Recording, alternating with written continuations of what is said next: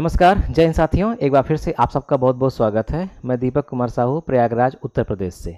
आज मैं आप लोगों को इंडिया पोस्ट के बारे में विस्तार से बताऊंगा, यानी कि भारतीय डाक विभाग का इतिहास आपको बताऊंगा। और जो 6 अंकों का पिन कोड होता है, उसमें अंकों का मतलब क्या होता है, ये कितने जोन में इसको बांटा गया है, भारतीय इतिहास में डाक विभाग की क्या क्या उपलब्धियाँ हैं, ये सब कुछ हम इस वीडियो के माध्यम से देखेंगे। और जब भी हम कोई भी पुस्तक या कोई भी सामान पोस्ट करते हैं तो हमको ऐसे ही बार कोड मिलता है, जो कि गूगल पे जा करके हम ट्रैक कर पाते हैं लिख करके कि हमारी वस्तु कहाँ पे है, किस जगह है। सबसे पहले हम देखते हैं डाक विभाग का इतिहास। भारत में डाक विभाग का इतिहास क्या है। 1766 में इस विभाग की स्थापना की गई, डाक विभाग की। तो सबसे पहले स्थापना हुई 1766 में। उस समय हमारे यहाँ गवर्नर थे लॉर्ड क्लाइव। लॉर्ड क्लाइव के समय में इसकी स्थापना हुई, लेकिन ये बहुत व्यापक स्तर पे नहीं थी, एक सामान्य काम होता था इसमें। 1774 में जब बंगाल के गवर्नर जनरल हुए वारेन हेस्टिंग्स, तो वारेन हेस्टिंग्स के समय में कलकत्ता में एक डाक विभाग की स्थापना की गई और ये भारत का प्रथम डाक विभाग था। 1774 में इसकी स्थापना हुई थी। 1854 में जब हमारे यहाँ लॉर्ड डलहौजी का शासन था, 1854 में, तारीख थी 1 अक्टूबर 1854 में भारतीय डाक विभाग की स्थापना हुई। जो वर्तमान स्वरूप जिसका है वो 1854 में उसकी स्थापना हुई, डाक विभाग की। वर्तमान में डाक विभाग का जो मुख्यालय है वो है नई दिल्ली। 1880 में मनी ऑर्डर की शुरुआत हुई। मनी ऑर्डर मतलब समझते हैं ना, मनी ऑर्डर का मतलब होता है पैसे का एक जगह से दूसरे जगह भेजा जाना, ये है मनी ऑर्डर।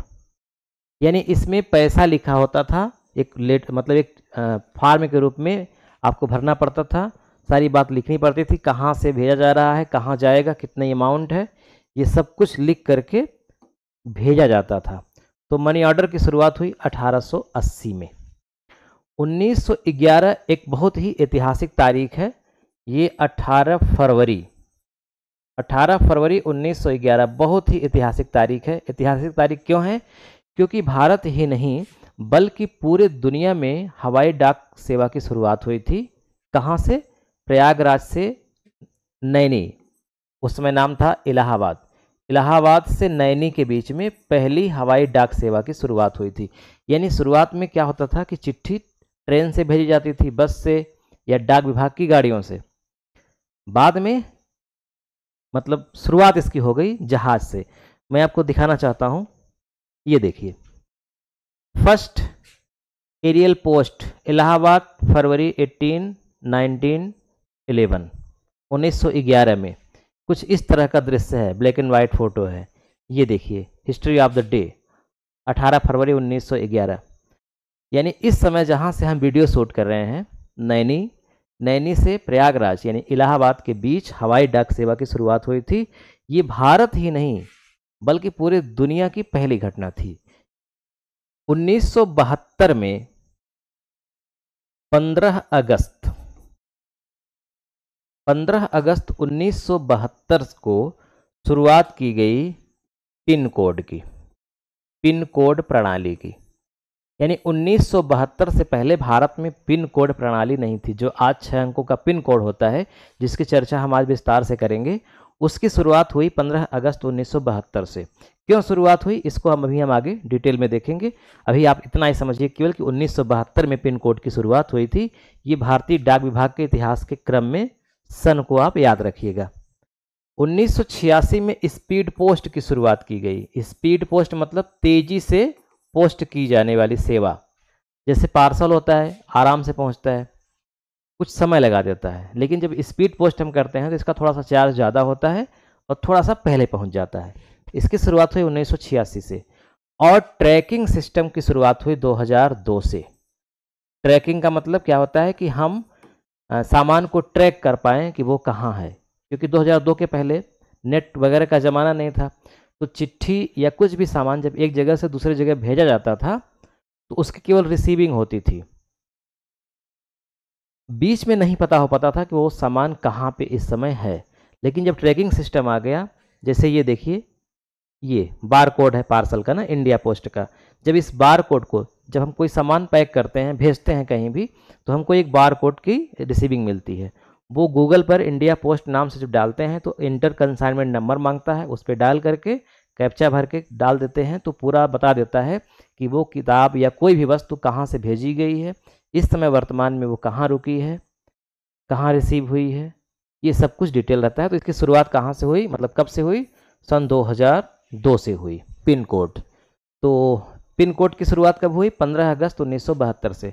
तो पिन कोड जो है पोस्टल इंडेक्स नंबर, इसका फुल फॉर्म होता है, हिंदी बोला जाता है डाक सूचक संख्या। इसमें 6 अंक होते हैं। जैसे ये मान लीजिए एक पिन कोड है, जैसे मैं जहाँ पे हूँ जिस स्थान पे, इसका पिन कोड है 21-21-06। यानी हमारे पास कोई भी सामान आपको भेजना है तो इस पिन कोड को डायल करना पड़ेगा, 21-21-06। ये पूरे भारत का पिन कोड 6 अंकों का ही होता है। आखिर क्यों, यही हम लोग थोड़ा सा विस्तार समझते हैं। पिन कोड, सबसे पहले आप जान लीजिए कि पूरे भारत को 8 जोन में बांटा गया है। 8 जोन का मतलब होता है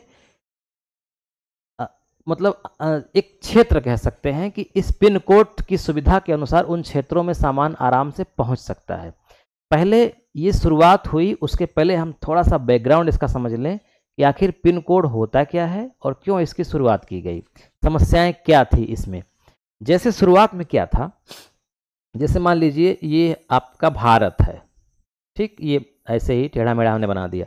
मान लीजिए ये भारत है, अब यहाँ पे हम हैं इस समय, ये है प्रयागराज, और ये है मान लीजिए केरला, है ना, केरल।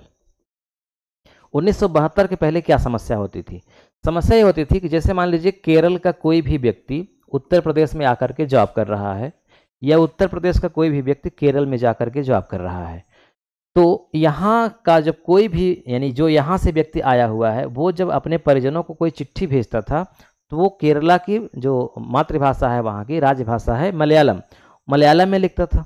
क्योंकि केरल के लोग हिंदी जानते नहीं, केरल के लोग अंग्रेजी जानते हैं, मलयालम जानते हैं, या फिर अपनी अगल बगल की भाषा तमिल तेलुगु जानते हैं। यूपी के लोग अंग्रेजी जानेंगे या फिर हिंदी जानेंगे, तमिल तेलुगु मलयालम कन्नड़ तो ये जानेंगे नहीं। तो यहाँ पे जो केरल का व्यक्ति आया है, वो जब अपने यहाँ लिखेगा चिट्ठी तो किस भाषा में लिखेगा, या तो अंग्रेजी में लिखेगा या तो मलयालम में लिखेगा। तो जब हिंदी या मलयालम में लिख करके यहाँ से पोस्ट की गई, यहाँ पे आई, तो यहाँ तो कोई समस्या नहीं हुई, क्योंकि यहाँ पर जो कर्मचारी थे, जो काम कर रहे थे, उनको पता हो गया ना, क्योंकि वो उस भाषा को जानते हैं। लेकिन अगर फिर से जब यही व्यक्ति मलयालम में चिट्ठी लिख करके भेजेगा यहाँ, तो जब यहाँ पे पोस्ट ऑफिस में जहाँ जहाँ सेंटर पे रुकेगी अधिकारी और कर्मचारियों के पास, तो वो लोग केवल हिंदी और अंग्रेजी जानते हैं, मलयालम जान नहीं पाते। तो उनके लिए समस्या होगी, वो पढ़ ही नहीं पाएंगे कि उस चिट्ठी को पहुँचाना कहाँ है।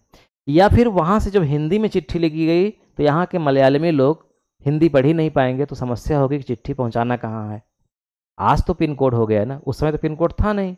पिन कोड से यही सुविधा होती है कि हमें अगर ना भी पता हो स्थान का नाम, तो पिन कोड से उस पोस्ट ऑफिस में पहुंच जाएगी, फिर वहां से लोकल पोस्टमैन पहुंचा देगा।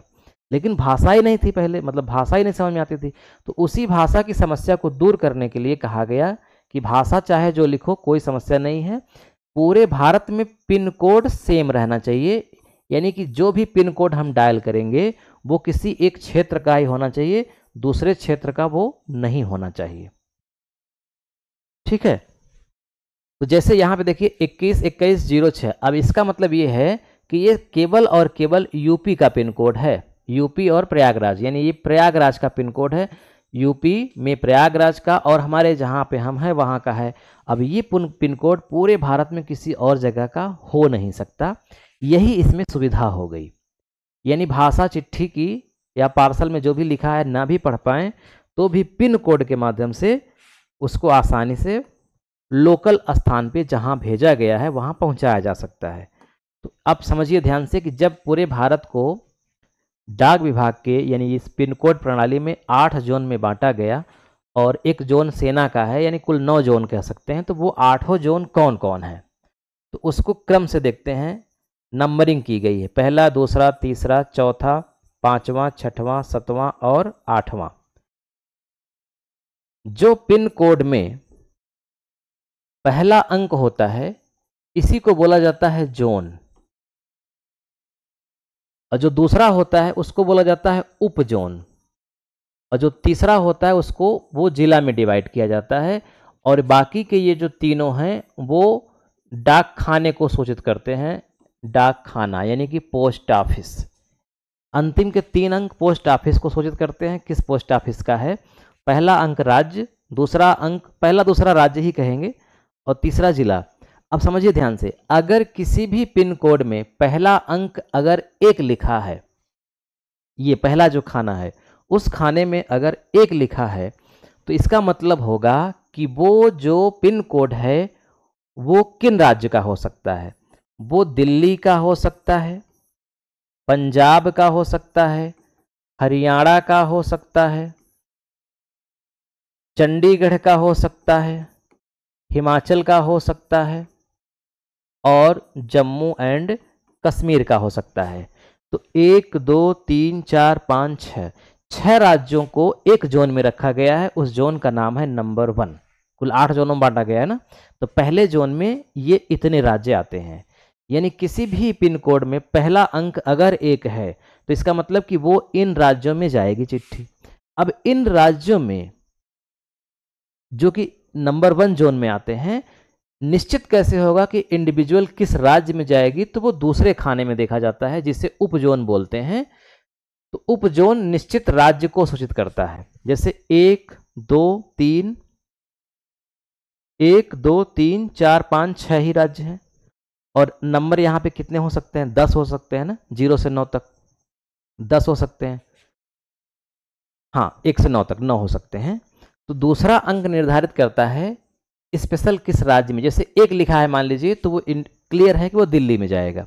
इसी तरह से अलग अलग निश्चित किए जाते हैं। तो पहला अंक जोन, दूसरा अंक उप जोन, और तीसरा अंक जो है वो जिला।